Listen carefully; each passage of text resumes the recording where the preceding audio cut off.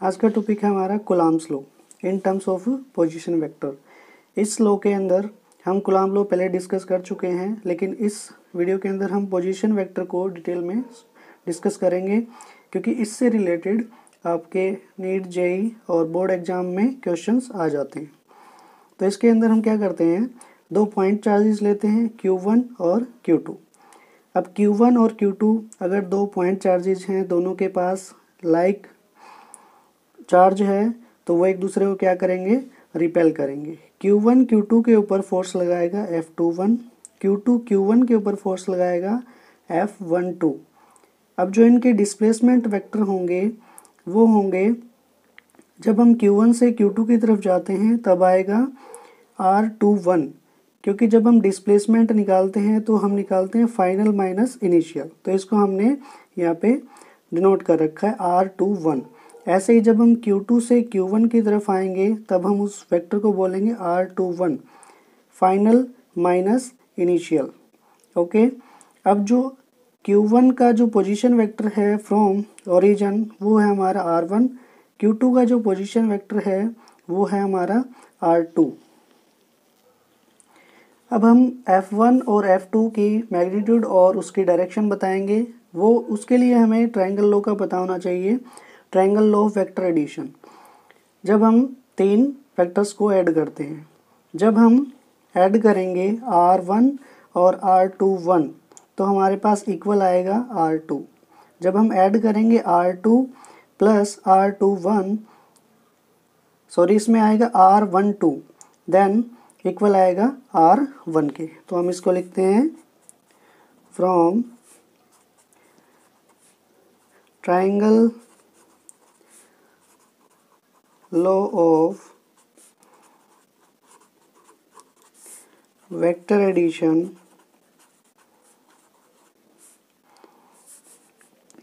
R1 हम यहाँ से इस डायरेक्शन में जाते हैं, R1 plus R21 is equal to किसके आता है, R2 के। ये हो गई हमारी इक्वेशन नंबर 1। अब अगर हम यहाँ से इस डायरेक्शन से चलें तो हमारा यहाँ पे डिस्प्लेसमेंट वेक्टर है R12, तो यहाँ पे हम लिखेंगे R2 इज इक्वल टू यहाँ पे आएगा R2 plus R12 is equal to R1। ये होगी हमारी इक्वेशन नंबर 2। अब अगर हम इक्वेशन नंबर 1 से R21 की वैल्यू निकालते हैं तो क्या आएगी हमारे पास, R21, R1 उस साइड चला जाएगा तो ये वैल्यू आ जाएगी R2 माइनस R1।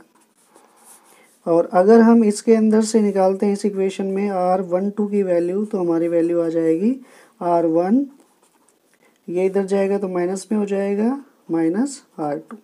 तो ये हमारे पास इनकी वैल्यू आ गई हैं R21 की और R12।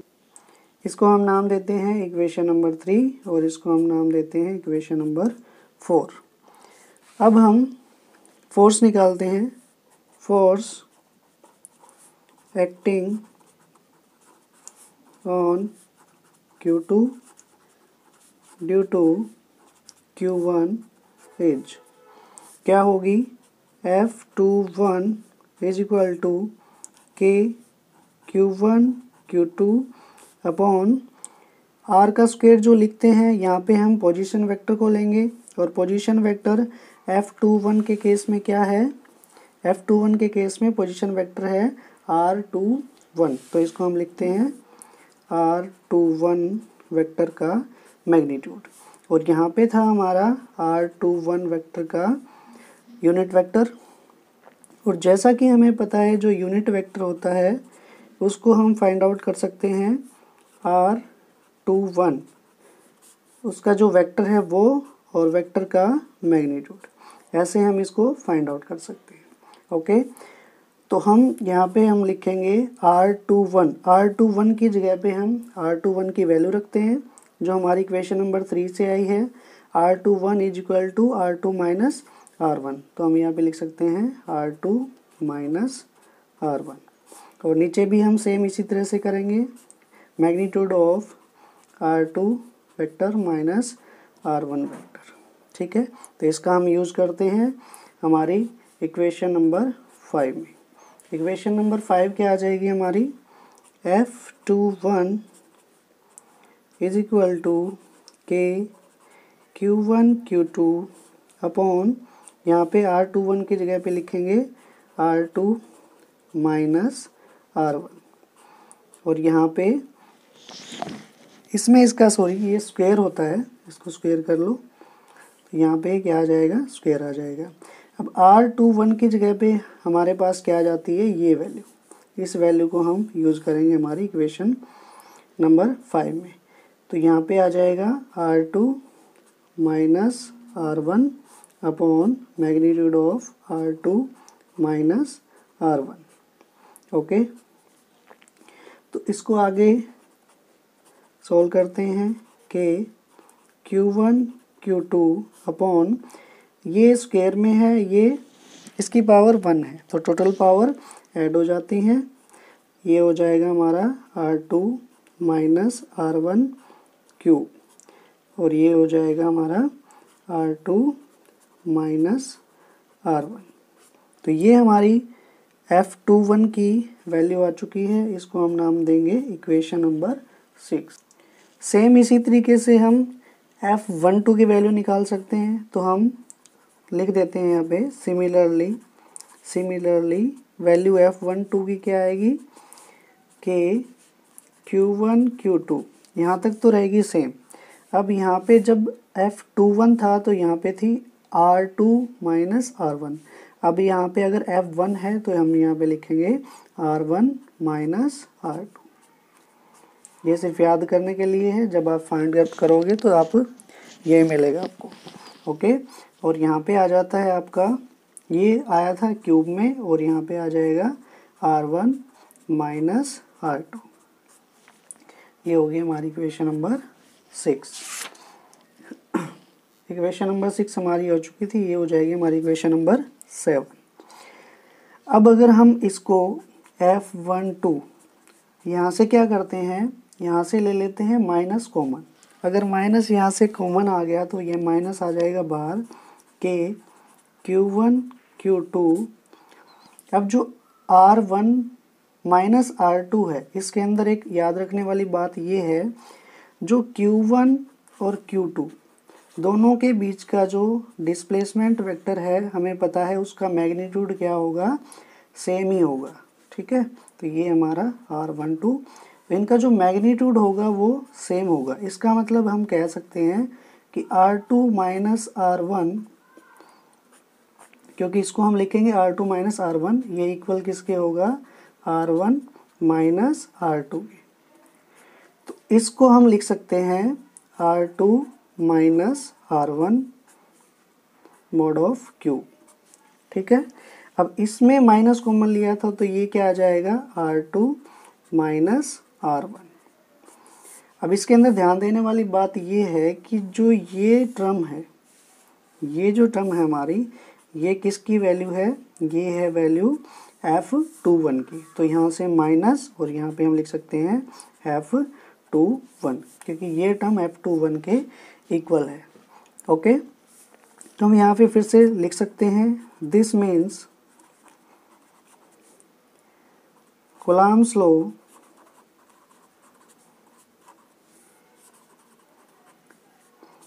follows Newton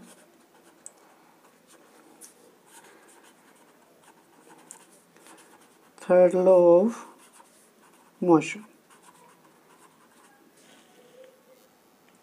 ये चीज़ हमारी पहले वीडियो में हम कर चुके हैं कि जो फोर्स आएंगी दोनों F12 और F21 वो दोनों इक्वल आएंगी और दोनों अपोजिट आएंगी, क्योंकि ये एक दूसरे को क्या कर रहे हैं, ये एक दूसरे को क्या कर रहे हैं, रिपेल कर रहे हैं। ओके, तो इससे रिलेटेड हमारे पास एक क्वेश्चन आता है। क्वेश्चन क्या है, नंबर 1 प्रॉब्लम ये है, if force experienced by charge Q1 is equal to plus 3 microcoulomb due to Q2 is equal to plus 6 microcoulomb is 2I cap minus 3J cap.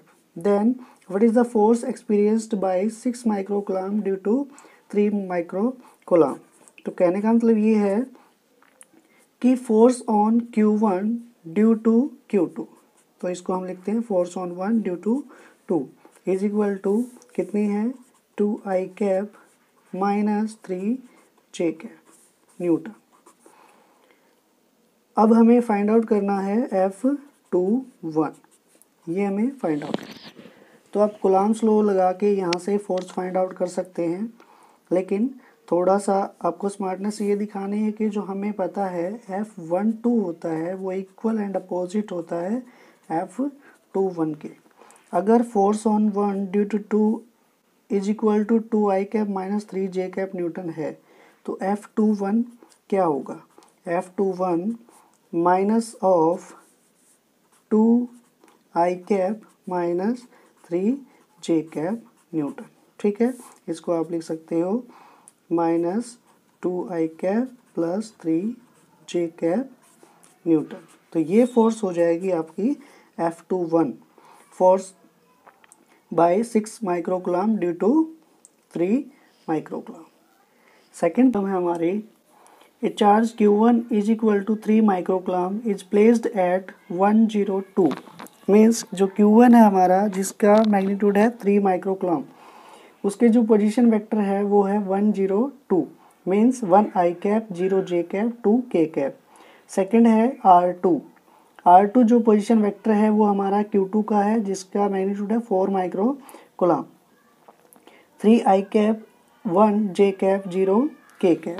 अब इसने बोला है कि then what force experienced by 4 microcoulomb, 4 microcoulomb कौन सा है हमारा Q2।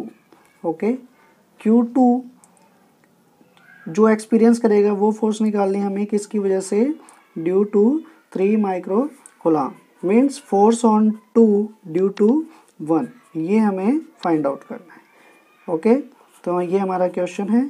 Solution क्या होगा इसका कि जो हमारा Q1 है वो है 3 माइक्रोकूलम, Q2 है वो है 4 माइक्रोकूलम, वैल्यू हमें निकालनी है F21 की। तो फ्रॉम कूलम्ब्स लॉ ऑफ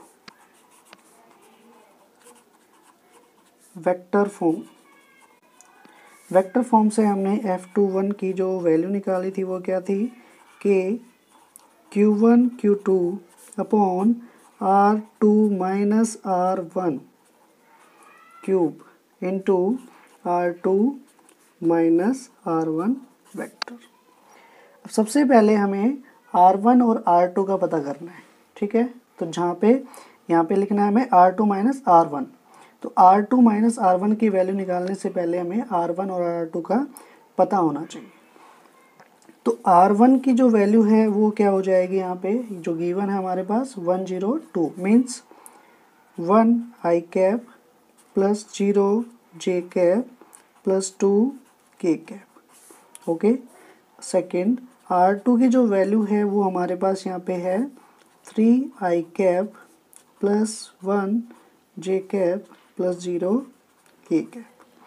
अब R2 माइनस R1 हमें फाइंड आउट करना है यहाँ पे इसकी वैल्यू रखने के लिए, और फिर उसका मैग्नीट्यूड भी हमें फाइंड आउट करना पड़ेगा। तो R2 माइनस R1, सबसे पहले हम R2 की वैल्यू रखते हैं यहाँ पे 3I cap plus 1J cap plus 0K cap minus R1 की value 1I cap plus 0J cap plus 2K cap. अब अगर हम इनको माइनस करते हैं तो हमारे पास आता है R2 minus R1 is equal to, like terms minus होती हैं इसके अंदर, I के साथ I माइनस होगा, J के साथ J माइनस होगा और K के साथ K माइनस होगा। ये हम वेक्टर्स के अंदर सीख चुके हैं। 3I cap minus 1I cap, तो ये हो जाएगा हमारे पास 2I cap, 1J cap minus 0J cap क्या आ जाएगा माइनस, यहाँ पे 0 है तो यहाँ पे आ जाएगा plus 1J cap. Okay, 0K cap minus 2K cap, तो यहाँ पे आ जाएगा माइनस 2K कैप। तो R2 माइनस R1 की वैल्यू हमारे पास आ चुकी है। अब इसका अगर मैग्नीट्यूड निकालना हो तो हमें क्या करते हैं, ये जो i, j और k इनके जो कोफिशिएंट है 2, 1 और -2, इनका स्क्वायर करके इसका रूट कर देते हैं। ठीक है, तो R2 माइनस R1 का हम मैग्नीट्यूड कैसे निकालेंगे? 2 का स्क्वायर प्लस 1 का स्क्वायर प्लस -2 का स्क्वायर, और फिर हम उसका कर देते हैं रूट। तो ये वैल्यू क्या आएगी हमारे पास? 2 का स्क्वायर 4 प्लस 1 का स्क्वायर 1 प्लस -2 का स्क्वायर फिर से 4। तो ये वैल्यू आ जाएगी √9, जो कि हो जाएगी 3। तो R2 माइनस R1 का जो मैग्नीट्यूड है वो कितना आया है? 3। ओके, अब हम क्या करते हैं, R2 माइनस R1 की वैल्यू और R2 माइनस R1 के मैग्नीट्यूड की वैल्यू इस इक्वेशन के अंदर पुट करते हैं। तो देखो क्या आता है, F21 is equal to K Q1 Q2। Q1 क्या है? यहाँ पे हमारे पास 3 माइक्रो कूलम था। इस माइक्रो कूलम को हमें कूलम में चेंज करना पड़ेगा, जो कि क्या हो जाएगी 3 × 10⁻⁻6 कूलम। ठीक है, ये मैंने आपको बताया था कैसे करते हैं। 4 × 10⁻⁻6 कूलम, और जो k की वैल्यू है होती है हमारे पास, वो क्या होती है 9 × 10⁻9। ठीक है, तो इस k की वैल्यू की जगह पे भी हम क्या रख सकते हैं, इसकी वैल्यू, तो यहाँ पे लिख लेते हैं हम F21 इज इक्वल टू 9 × 10⁻9। ये हम होगी हमारी k की वैल्यू। उसके बाद है Q1। Q1 क्या है हमारे पास 3 × 10⁻6 कूलम, और Q2 क्या है 4 × 10⁻6 कूलम। नीचे क्या है हमारे पास R2 माइनस R1 का क्यूब, तो ये आ जाएगा हमारे पास 27। 3 3 जा 9 एंड 9 3 जा 27। उसके बाद जो हमारी R2 और R1, इसकी R2 माइनस R1 की जो वैल्यू आई थी, ये इसको हम यहाँ पे लिख देते हैं 2i cap plus 1j cap minus 2k cap. Okay, तो इसके बाद हम इसको सोल्व करते हैं। यहाँ पे 9 3 जा 27 एंड 3 से कैंसिल हो जाएगा। यहाँ पे जो F21 की जो वैल्यू आ जाएगी वो आ जाएगी हमारे पास 4 × 6 -12 हो जाएंगे, और -12 प्लस 9 ये हो जाएगा हमारे पास -3। ओके, यहाँ पे हमारे पास नीचे कुछ नहीं बचा। ये हो गया हमारे पास मैग्नीट्यूड। ठीक है, और ये हो गई हमारे पास इसकी डायरेक्शन, ये वाली जो टर्म है 1j cap minus 2k cap, ये हमारा मैग्नीट्यूड है और ये हमारा डायरेक्शन है फोर्स का। ओके, तो हमें F21 की वैल्यू निकालनी। उम्मीद है आप सबको समझ आया होगा। Thank you.